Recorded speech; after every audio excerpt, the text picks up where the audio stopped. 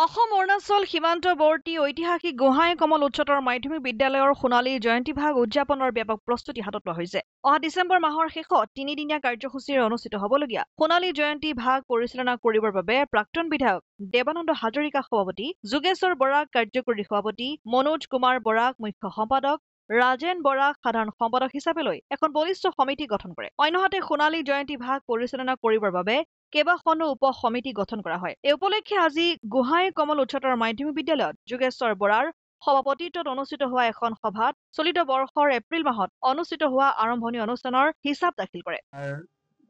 সোণালী জয়ন্তীৰ কাৰ্যকৰী সভাপতি সন্মানীয় যোগেশ্বৰ বৰা ছাৰে আপোনালোকক জনাইছে আৰু আমিও জনাইছোঁ যে যোৱা আমাৰ 10 এপ্ৰিল তাৰিখে যি আমাৰ গোহাঁই কমল উচ্চতৰ মাধ্যমিক বিদ্যালয়ৰ সোণালী জয়ন্তী উদ্বোধনী অনুষ্ঠান হৈছিল আৰু সেই উদ্বোধনী অনুষ্ঠানভাগ আপোনালোকে নিশ্চয় গম পাইছে, খুব সুন্দৰভাৱে আপোনালোকৰ সহযোগিতাত অনুষ্ঠিত হৈছিল।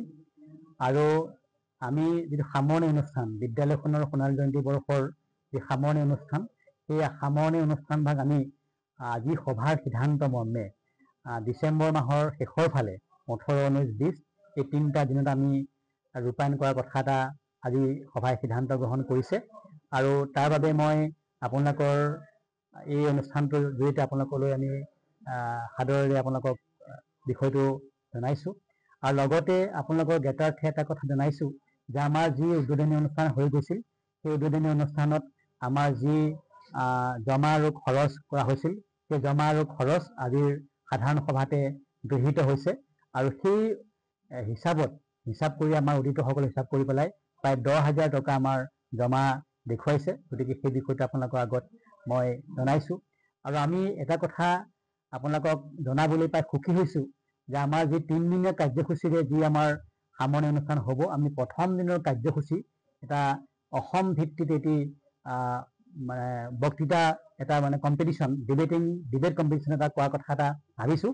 গতিকে সেই ডিবেট কম্পিটিশ্যনত আমি ভাবিছোঁ যে আমাৰ বিদ্যালয়খনৰ প্ৰাক্তন ছাত্ৰ ছাত্ৰীসকলৰ আমি মানে সহযোগিতা বিচাৰিম আৰু তেওঁলোকৰ দেউতাক মাক পিতৃ মাতৃৰ সোঁৱৰণত যদি আমি মানে পাৰোঁ এদিনীয়া কাৰ্যসূচীৰে সেই অসম ভিত্তিত এটি অনুষ্ঠান কৰাৰ কথা এটা ভাবিছোঁ। আৰু তৃতীয় দিনৰ যি কাৰ্যসূচী সেইটো আমাৰ প্ৰাক্তন ছাত্ৰ সমাৰোহ আৰু আমাৰ মূল মুকলি সভা হ'ব। গতিকে এই 3 দিনৰ কাৰ্যসূচীত আপোনালোকে আমাক সহযোগিতা কৰিব আৰু আমাৰ বিদ্যালয়খনৰ যি প্ৰাক্তন শিক্ষাৰ্থী আছে, সেই প্ৰাক্তন শিক্ষাৰ্থী আমি এই কাৰ্যসূচীৰ জৰিয়তে বা আমাৰ এই অনুষ্ঠানটোৰ জৰিয়তে বা আজি এই মাধ্যমৰ জৰিয়তে প্ৰচাৰ মাধ্যমৰ জৰিয়তে আপোনালোকক আমি নিমন্ত্ৰণ জনাইছোঁ। আমাৰ প্ৰতিশ্ৰুতি হৈ গৈছে আমাৰ উদ্বোধনী অনুষ্ঠান আমাৰ গোহাঁই কমল উচ্চতৰ মাধ্যমিক বিদ্যালয়ৰ সোণালী জয়ন্তী বৰ্ষ আমাৰ ইতিমধ্যে ডিচেম্বৰত শেষ হ'ব। আমি তাৰ আগতে আমি জানুৱাৰীতেই আমি আমাৰ উদ্বোধনী অনুষ্ঠান পাতিলোঁ।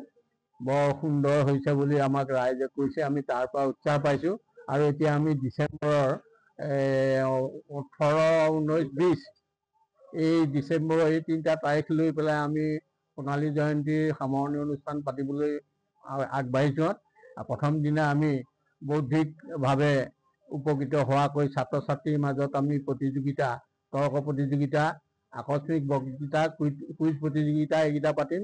দ্বিতীয় দিনা আমাৰ প্ৰাক্তন ছাত্ৰ ছাত্ৰীৰ সমাৰোহ পাতিম। আমি প্ৰাক্তন ছাত্ৰ ছাত্ৰী আমাৰ বহুতো বৰেণ্য ব্যক্তি হৈছে, তেওঁলোকৰ মাজতে আমি বক্তৃতা দিম আৰু শৈক্ষিক বিষয়ৰ এটা আমাৰ বিষয় দি তেওঁলোকৰ মাজতে আলোচক উলিয়াই আমি সেইটো দিন আমি পালন কৰিম। আৰু শেষৰ দিনা আমাৰ মূল অধিৱেশন হ'ব। মূল অধিৱেশনতো আমাৰ প্ৰাক্তন ছাত্ৰ ছাত্ৰী বহুত মানে শিক্ষিত আছে, সেই সকলৰ দ্বাৰাই আমি উদ্বোধক, নিৰ্দিষ্ট বক্তা, সভাপতি, বিশিষ্ট অতিথি আমি তেওঁলোকক নিমন্ত্ৰণ কৰি আমি সেইদিনাও আমি সেই ধৰণে কাৰ্যসূচী প্ৰস্তুত কৰিম। আমাৰ এতিয়া আমাৰ প্ৰাক্তন ছাত্ৰ ছাত্ৰীসকল ইতিমধ্যে আমাৰ এই অনুষ্ঠানৰ কাৰণে তেওঁলোকে হাতে কামে লাগিছে। তেওঁলোকে পুঁজি সংগ্ৰহৰ প্ৰতিও বিভিন্ন দিহা পৰামৰ্শ দিছে।